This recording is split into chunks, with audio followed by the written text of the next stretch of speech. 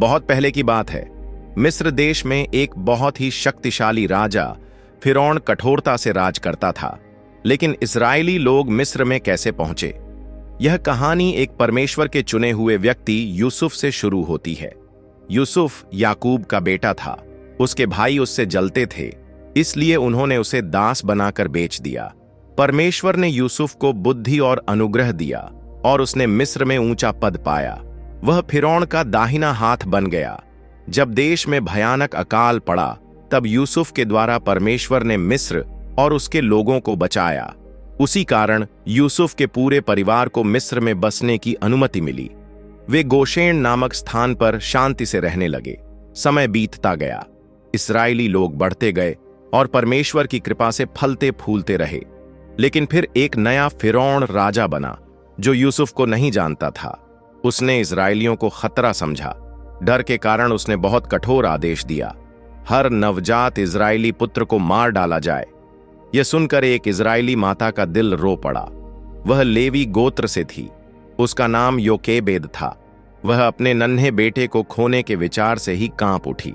उसने बड़ी विनती और विश्वास के साथ एक टोकरी ली, बच्चे को उसमें सुलाया और अपनी बेटी मिरियम की मदद से उसे नील नदी में बहा दिया। उसकी आंखों में आंसू थे, पर दिल में एक ही प्रार्थना थी, हे परमेश्वर, तू ही मेरे बेटे की रक्षा करना। परमेश्वर की योजना काम कर रही थी।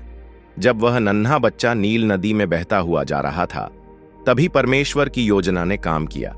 फिरौन की बेटी बिथिया ने उस टोकरी को देखा। जैसे ही उसने उस मासूम रोते हुए शिशु को देखा, उसका दिल पिघल गया।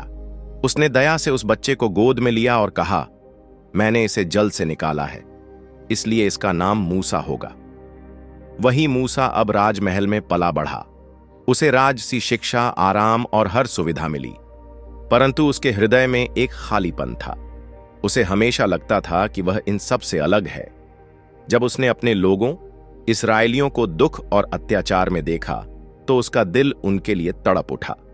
एक दिन उसने देखा कि एक मिस्री एक इस्राएली को निर्दयता से पीट रहा है। यह उसे सहन नहीं हुआ और क्रोध में आकर उसने उस मिस्री को मार डाला। अब उसे डर सताने लगा, फिरौन मुझे मार डालेगा। ऐसा सोचकर वह चुपचाप मिस्र से निकल गया। वह रेगिस्तान की ओर चला गया, अकेला, टूटा हुआ और भटकता हुआ। वह मिद्यान नाम की भूमि में पहुंचा। एक दिन एक कुएं के पास उसने देखा कि कुछ चरवाहे एक याजक यत्रों की बेटियों को तंग कर रहे हैं। मूसा ने साहस दिखाया। विनम्रता से पर दृढ़ता से वह उनके सामने खड़ा हो गया। उसने उन स्त्रियों की सहायता की और उनके जानवरों के लिए कुएं से पानी भी निकाला। जब यत्रों ने मूसा की यह भलाई सुनी, तो उसने मूसा को अपने घर बुला लिया। धीरे धीरे मूसा को मिद्यान में एक शांति मिलने लगी। उसने यत्रों की बेटी सिपोरा से विवाह कर लिया। अब वह एक साधारण चरवाहा बन चुका था, जो हर दिन अपने ससुर की भेड़ों को चराता था और परमेश्वर की योजना की प्रतीक्षा करता था। एक दिन जब वह अपने झुंड को लेकर होरेब पर्वत की ओर गया, जिसे आगे चलकर सिनै पर्वत कहा गया, तो वहां कुछ ऐसा घटा जो उसकी जिंदगी बदल देने वाला था। उसने देखा कि एक झाड़ी जल रही है, पर आश्चर्य की बात यह थी कि वह झाड़ी आग में जलकर भी नष्ट नहीं हो रही थी। वह धीरे धीरे उसके पास गया और तभी झाड़ी के बीच से एक आवाज आई, मूसा। वह रुक गया। आवाज ने फिर कहा, अपने जूते उतार दे, क्योंकि तू जिस भूमि पर खड़ा है वह पवित्र भूमि है। मूसा डर से कांप उठा। वह समझ गया कि यह कोई साधारण बात नहीं है। परमेश्वर स्वयं उससे बोल रहे थे।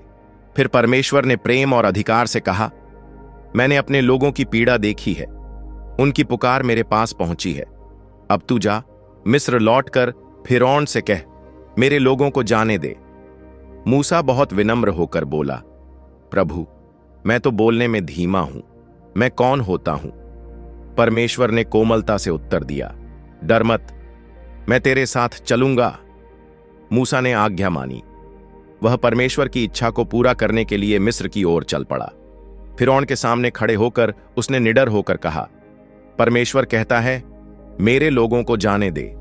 लेकिन फिरौन का दिल कठोर था, उसने इनकार कर दिया। तब परमेश्वर ने अपनी महिमा प्रकट करनी शुरू की। सबसे पहले मूसा की साधारण छड़ी को परमेश्वर ने सांप में बदल दिया। लेकिन फिरौन के जादूगरों ने भी वैसा ही दिखाने की कोशिश की और फिरौन का हृदय और भी कठोर हो गया।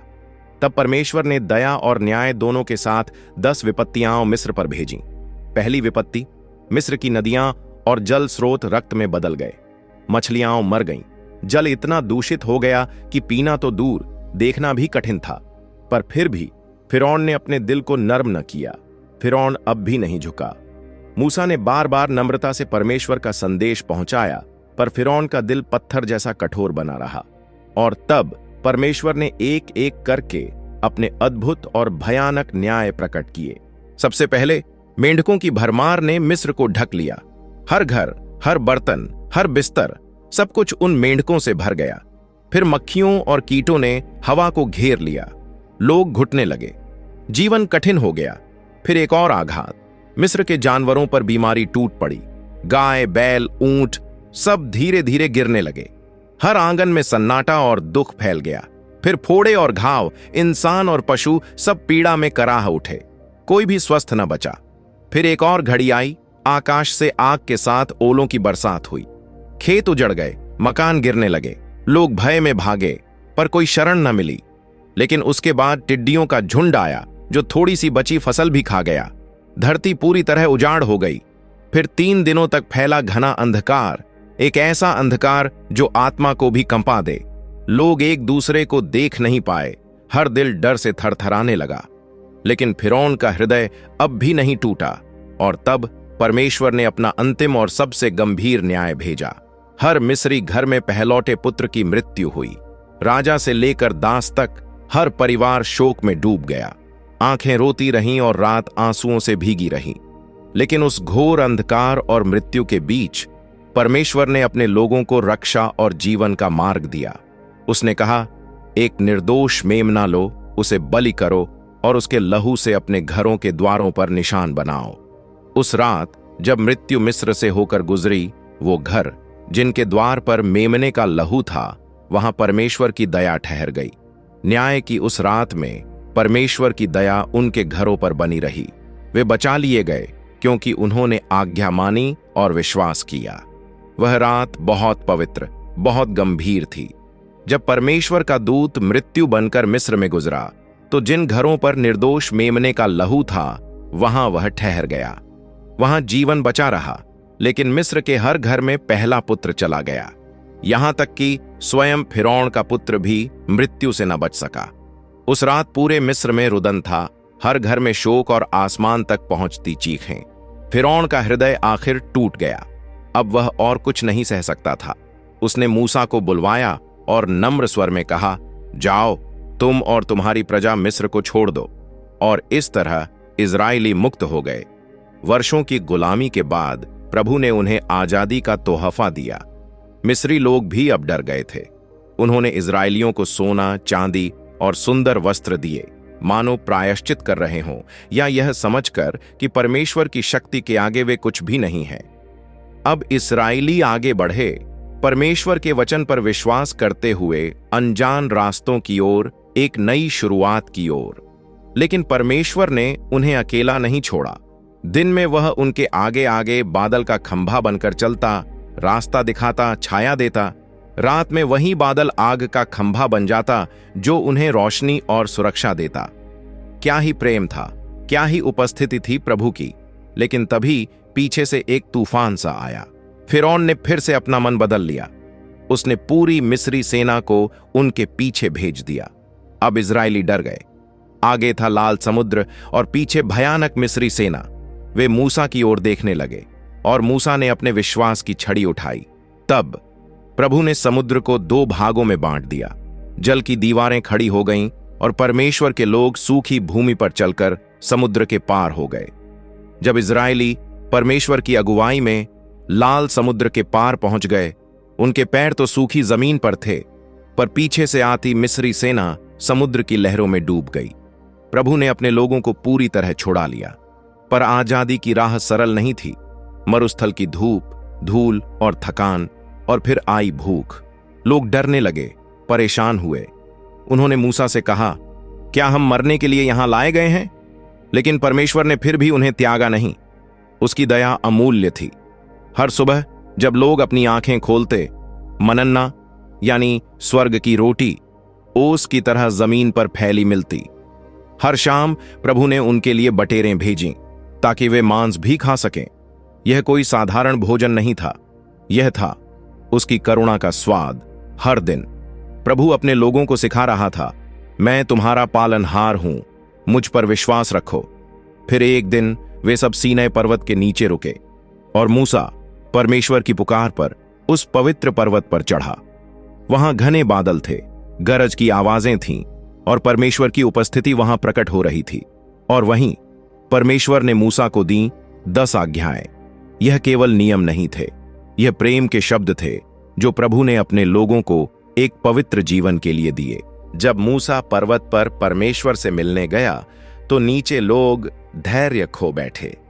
वे उस परमेश्वर को भूल गए जिसने उन्हें गुलामी से आजाद किया था, जिसने उन्हें समुद्र के बीच रास्ता दिया था, जो हर सुबह स्वर्ग की रोटी भेजता था।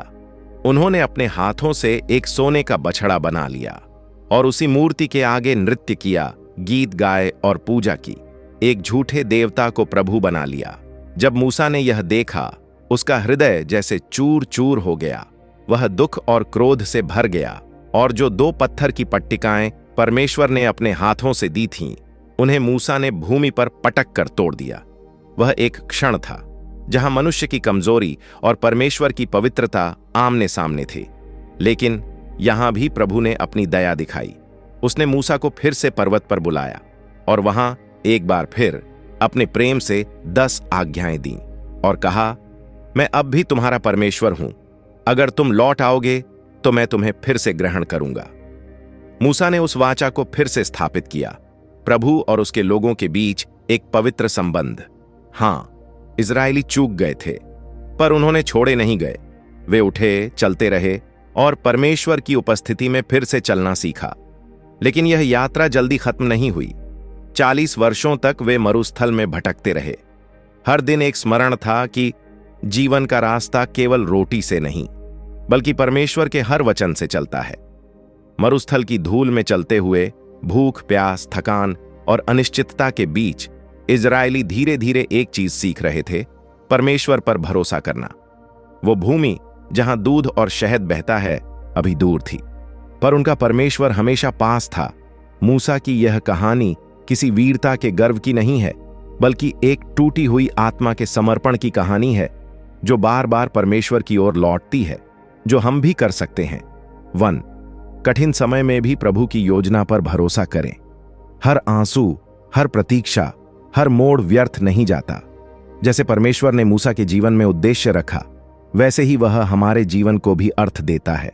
2, जब डर लगे तो विश्वास को थामो। मूसा अकेला था, डरा हुआ था, पर फिर भी खड़ा हुआ क्योंकि उसे अपने आप पर नहीं, परमेश्वर की शक्ति पर भरोसा था। 3, आज्ञाकारिता में शांति है। जब लोग प्रभु की आज्ञा मानते थे तो उन्हें मन्ना, जल और सुरक्षा मिली।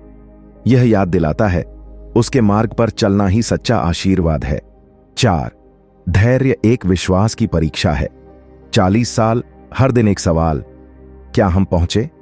पर परमेश्वर हर दिन उत्तर देता था, मैं तुम्हारे साथ हूं। 5, केवल परमेश्वर की उपासना करो। जब लोग सोने के बछड़े की ओर झुके तो उन्होंने वह प्रेम भुला दिया जिसने उन्हें दासत्व से छुड़ाया था। यह हमें नम्रता से याद दिलाता है, कोई भी वस्तु, कोई भी इच्छा हमारे प्रभु से बड़ी नहीं हो सकती। मूसा की कहानी हम सबकी कहानी है। हम भी मरुस्थल से गुजरते हैं, संघर्षों, संदेहों और प्रतीक्षा के रास्तों से। पर जब हम थक कर गिरते हैं तो एक आवाज हमें उठाती है, डर मत, मैं तेरे संग हूं। यही मूसा की कहानी का सार है। जब हम टूट जाते हैं, प्रभु हमें फिर से गढ़ता है। अगर वीडियो अच्छा लगा हो तो हमारे चैनल विजडम ऑफ वर्ड को सब्सक्राइब करें और नोटिफिकेशन बेल को दबाएं। इसे अपने दोस्तों और परिवार के साथ शेयर करें और मुझे कमेंट करके बताएं कि वीडियो कैसी लगी।